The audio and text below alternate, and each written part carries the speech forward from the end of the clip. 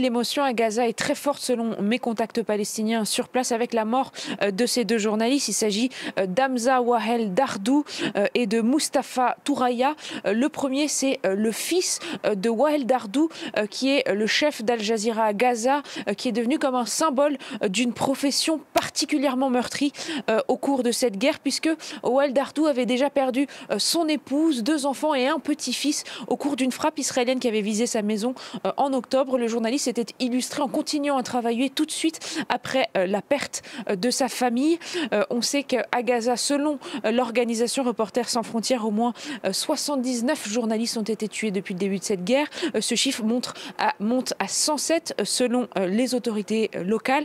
Et puis la situation demeure extrêmement dramatique pour tous les civils de l'enclave palestinienne. Aujourd'hui, l'organisation Médecins sans frontières annonce évacuer l'hôpital Al-Shifa, qui est le dernier hôpital fonctionnel du centre de la bande de Gaza, où se concentrent désormais notamment les frappes israéliennes, mais également les combats terrestres.